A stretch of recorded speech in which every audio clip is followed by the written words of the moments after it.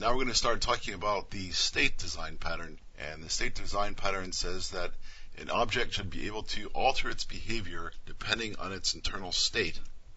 And as a matter of fact, it can alter its behavior so much that the object appears to be an object of entirely different class. So that's the idea.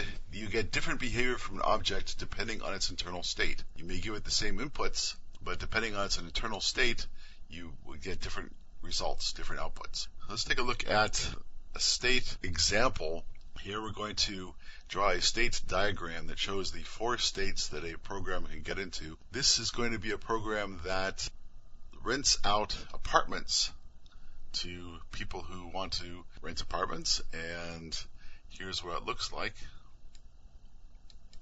This is a state diagram, and it has 4 states waiting. That is, it's waiting for someone to give it an application, give the program an application. Got an application, so some potential renter has submitted an application, rented an apartment, and the program is renting the person an apartment, and fully rented, that is when there's no more apartments available to rent. So those are the 4 states of our state diagram, of our program. So what happens is the program waits for somebody to submit an application, then it enters the state, got an application. Next step is to check the application. If the application is rejected, then you go back to the waiting state, as you see here. So if you get an application and the application is rejected, you go back to the waiting state.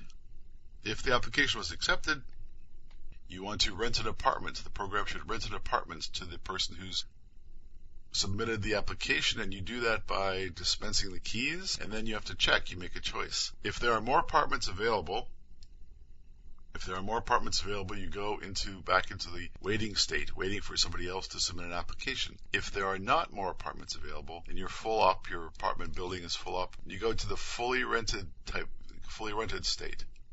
So that's the 4 states involved in this diagram: the waiting state, the got an application state, the rented apartment state, and the fully rented state. Now we're going to put together an example in code showing how this works, and we're going to show how the object that does the renting can change its internal state, and how its outputs will depend on what its internal state is.